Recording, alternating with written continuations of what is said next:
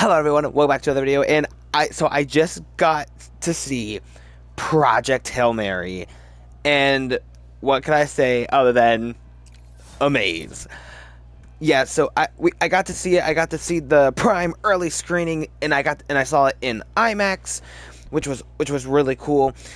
And I pretty much. So quickly for some background, in case you're curious, because if you don't know, this is based on a book that I do own. I didn't technically. I listened to the audiobook. I didn't read it, but I did listen to the audiobook. But like super recently, also, like I literally finished the audiobook the day that I went to go see it. Well, I'm recording it the day I went to see it, but you probably aren't going to see this video the day I saw it. So I finished up the audiobook same day that I went to go see the movie, because I only had like an hour or two left in the audiobook when it hit that day, and I was like, I'm so close to the end, I might as well finish it before I go into the movies. So I did. So I didn't know the story going into it, but only like not very long after, like when that first trailer dropped, I had no idea what the story was. And I thought the book was really good. There were some things I wasn't the biggest fan of, but I thought the book was really good. And then I went to this movie, and wow, this is great. Like, there's amaze. That's the best word to come to it. Cause Amaze. it truly was great.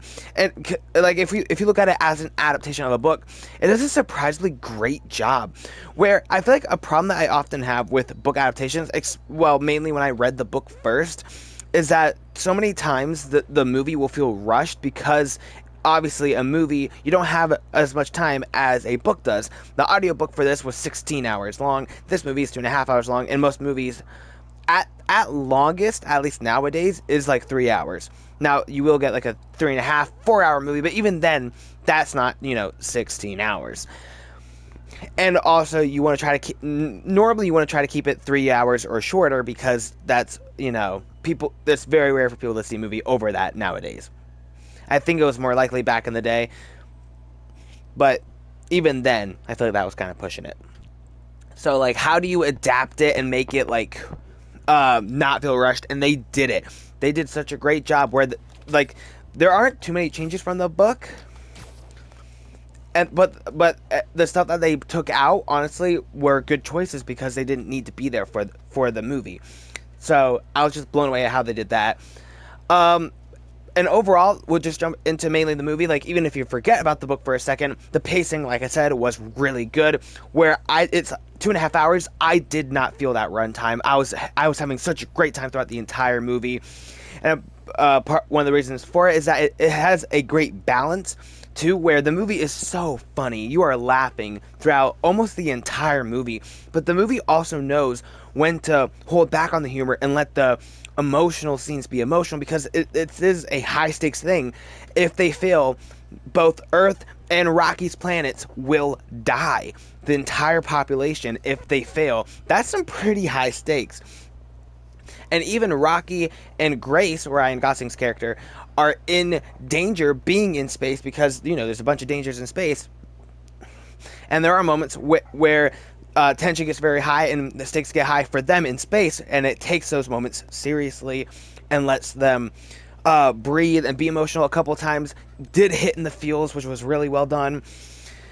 Our characters here, it helps that our leads here are very likable. And Ryan Gosling, who was great in the movie, his acting was just awesome. He was funny, he was emotional, he brought it all, and he was just great as this character. And then Rocky himself was awesome, and he was also hilarious.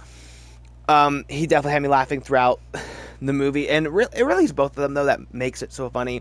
But both their individual moments, but also them together, adds to it and adds to the emotion. Obviously, they have such a great chemistry, which is kind of weird to say, because it is an actor acting against a puppet, because they did make Rocky a puppet. But he does have he gets a voice later, as you've seen. I believe you've seen the trailer, and they have it's a great dynamic somehow. Like, I believe that these guys become friends. It's great. Some other things too, like if we're talking about the cinematography, this movie looks great, and CGI. The CGI moments and the cinematography all look amazing. it really did look great on an IMAX screen because of that big screen with that picture. It looked great, and the score, that was one of the big takeaways for me, which I feel like is rare because I don't think it's often that I come out of a movie theater thinking, that score was just amazing. Even some of the best scores that we've had recently, and there are some amazing scores. Even recently, we had that. The only other movie that I think I did that with recently was Sinners. I did that with this too, where I came out of that like, wow, that score was amazing. Like, this probably should be nominated for, well, I think it's gonna be nominated for a couple of awards. At least I think it should. Score is one of them. It just like added so much to it, where it made certain scenes feel more grand, and it made other moments more emotional, and it even made certain scenes even more comedic. Like, it just does such an amazing job. Amazing.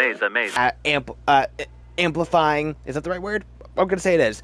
The movie and making it even better. Yeah, I was wondering because I know a lot of the early buzz with this movie is amazing. I was like, is it really going to be that great? And it was. It was truly great. Should you see this movie in theaters?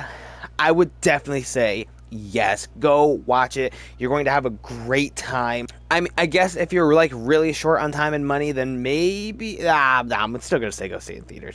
Maybe if you were like really tight on time and money, maybe wait for streaming, but as long as you have the time and money, go see this in theaters. See it on the biggest screen you can, with the loudest sound you can, because, like I said, that score and the visuals are amazing, and then the story here is also great. And I don't even know if I talked as much about the story as I could have, because I also really like the story here. Yes, it is an adaptation of the book, and it does keep the same story.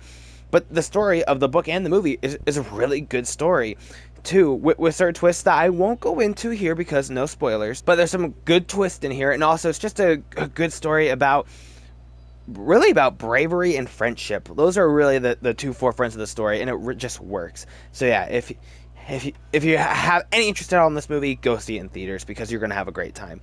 And yeah, that's all I have for this one. I just want to make a quick review, talk about how good the movie is. I hope to see you guys in the next one. I have a bunch of other movie reviews if you're interested. I hope to see you guys in the next video. Bye.